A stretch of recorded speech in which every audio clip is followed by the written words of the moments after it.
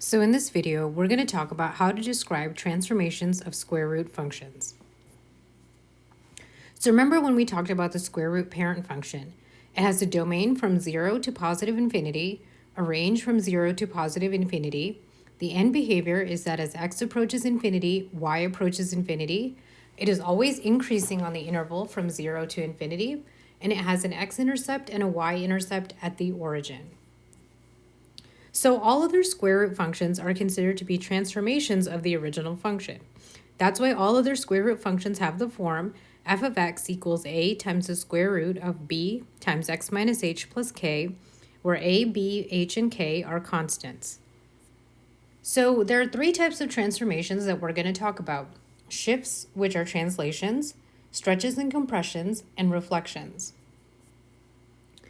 So depending on where the values of a, b, h, and k are, and whether they're being multiplied or added or subtracted, they're going to have different effects on the transformations on the function. So for example, we have a and k on the outside.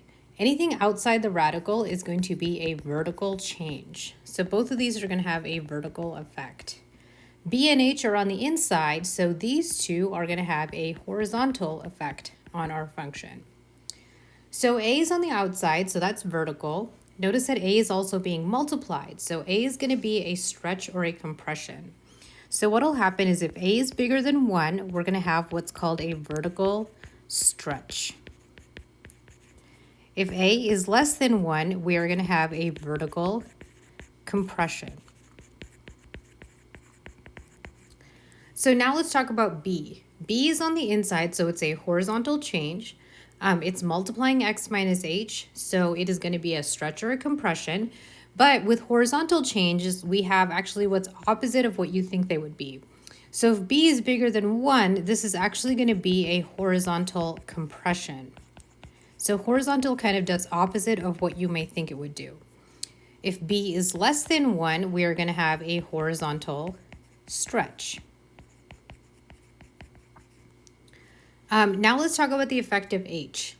So if h is bigger than 0, we're going to have x minus h, okay? So h is horizontal because it's on the inside. So if h is bigger than 0, like I said, horizontal is kind of like the opposite. So when we have x minus h, this is actually going to move to the right. Okay, so that's going to be the horizontal shift because it's being subtracted, so it's going to be a translation. If h is less than 0, okay, it's going to look like x plus h in the function, right? Because we have a subtraction sign, so when it's minus and negative, it's going to look like x plus h. So that is going to make the function move left. So now we have k, which is on the outside. So outside means vertical, and also it's being added, so it is going to be a translation. So what's going to happen with k is that if k is bigger than 0, the graph is going to move up. If k is less than 0, the graph is going to move down. So on this slide, it kind of summarizes everything that we just talked about. So here are some examples. So you can see that when a is bigger than 1, so when we have in purple 2 times the square root of x, you can see the graph is vertically stretched. When a is less than 1, you can see that the graph in green is vertically compressed. So here in this graph, you can see when b is bigger than 1, the graph is horizontally compressed, so it makes it narrower. And in green, when b is less than 1, you can see the graph is horizontally stretched, so that's why it looks wider. So we have horizontal shifts left or right. So remember, this is the one that kind of looks like the opposite. In green, we have the square root of x plus 2, which is actually going to move to the left 2. And in blue, we have f of x is the square root of x minus 2, which is actually going to move to the right 2. And then we have our vertical shift. So if we have the square root of x plus 2, right, the k is on the outside, that's going to move the graph in blue up 2 units. If k is negative, so if we have square root of x minus 2, the graph in green is going to be moved down 2 units. So let's look at some examples. So here's a flow chart that'll help you kind of go through these transformations problems. There's a copy of it in your study guide, so you can use that when you're working through these problems. So here's how we figure out what transformation is going on. So we're going to compare the two functions. So we have the parent, which is the square root of x, and the new function, which is square root of x plus 3. So we want to look at what the new terms are that's being added. So we have this plus 3. Okay, so this plus 3 is inside our radical, so we're going to go down this way. So inside means horizontal. Okay, the plus 3 is being added, so we're going to go this way. And it tells me that it's going to shift right when h is bigger than 0, which will give me a minus sign. Left when h is less than 0, which is a plus sign. So since I have a plus sign, I know that this graph is going to move to the left 3 units. So you can also use graphing in Desmos to compare these two graphs and just double check what you predicted using the flowchart, right? You can see that the graph in blue is shifted to the left 3 units compared to the graph in red. So now let's try this problem. So f of x equals the square root of x is transformed to g of x equals 1/5 the square root of x. Let's describe the transformation. Okay, so we have this 1/5, which is on the outside of the radical. So we're going to go down this path. So a vertical change. The 1/5 is being multiplied. And let's see, the 1/5 is less than 1, so we're going to have a compression. Okay, so we would say that this graph is vertically compressed. And once again, you can compare the two graphs in Desmos, and you can see, in fact, that the transformed function in blue is vertically compressed as compared to the parent function in red. So now you can go ahead and pause the video and try this example on your own. So you can see here that I have a 7 that is on the outside. Okay, so outside means vertical. It's being subtracted, so that's telling me that I have a shift down because my k is less than 0. So this graph will be moved down 7, which we can compare with the graphs and see that the blue graph is in fact shifted down 7. So go ahead and pause again and try this problem on your own. So you can see here that we have a 2 that is inside the radical, which is a horizontal change. The 2 is multiplying x, and the 2 is bigger than 1, so that's why we have a compression. So this graph will be horizontally compressed. When you graph both functions, you can see, in fact, that the graph in blue, which is the transformed function, is narrower than the original parent function. So what if we have to write the function and we're just, given a description of the transformation? Well, what we'll do is we'll use our flowchart backwards. So this says the function f of x equals the square root of x is translated 4 units to the right to form g of x. So let's write the equation of g of x. Well, I'm translating 4 units to the right? That's my important information. So I'm going to find 4 units to the right on my chart. So it says it's shifted right when h is bigger than 0. Okay, so it's telling me I need a minus sign.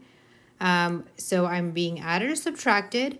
It's a horizontal change, so I need this change to be inside the radical. Okay, so I'm going to go to my radical and I'm going to write x minus 4. What a really good idea to do now is to graph f of x and g of x in Desmos, and you can compare and see if you have the transformation that's described, right? We want to check if it's actually translated 4 units. So when we do that, you can see that the transformed graph in black is actually moved to the right 4 units, so we have written the equations correctly. So now go ahead and pause and try this problem on your own. So this one's a little tricky, okay? So f of x equals the square root of x is horizontally shrunk, okay?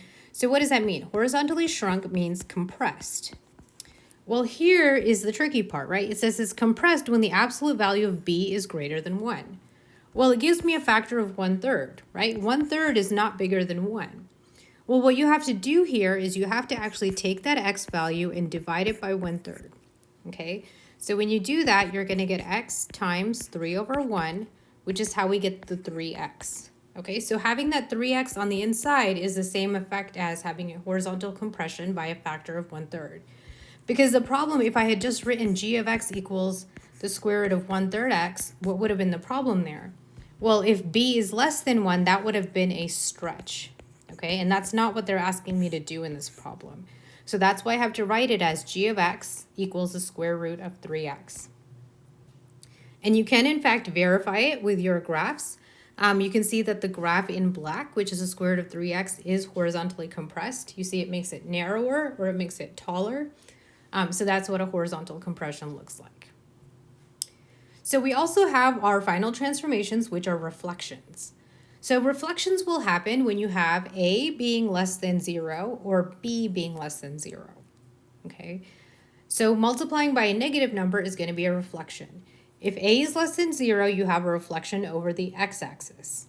If B is less than 0, you'll have a reflection over the y-axis. So let's think about that. Remember I told you that outside is vertical, inside is horizontal, right? So if I reflect over the x-axis, you can see that is a vertical reflection, right? Because if I have like this parabola right here, if I reflect it over x, it's going to be a vertical change.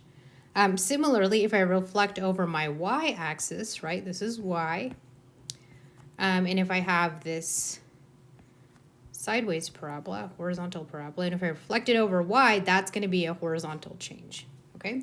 So that's how we have reflection over x, reflection over y. So here it says the function f of x equals the square root of x is transformed to g of x equals -3 square root of x. Describe the transformation. Okay, so the new stuff we have is the -3, which is on the outside of the radical. Okay, so outside means vertical. Okay, I have multiplication going on here.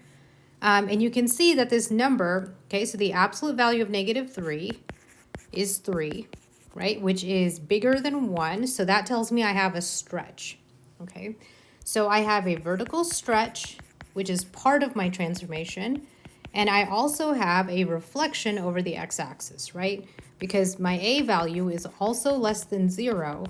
So I would say reflection over the x-axis. So I have two transformations actually going on in this problem. So now go ahead and pause the video. So you can see here in this problem, I have a b value, which is a -1/2, right? So I have -1/2, which is inside my radical. So I have a horizontal change. It's being multiplied. The absolute value of -1/2 is 1/2, which is less than 1. So that's why I have a horizontal stretch. That is my first transformation. Also, the value of b is -1/2, which is less than 0. So that means I have a reflection over the y-axis. So I have two transformations going on here. So remember that square root transformations happen when you have values of a, b, h, and k. So if you have values on the outside of the radical, those are going to be vertical changes. Values inside the radical are going to be horizontal changes. If you are multiplying a number, that's going to be stretch or compression. Addition or subtraction is going to be a translation. So shifting left or right or up or down.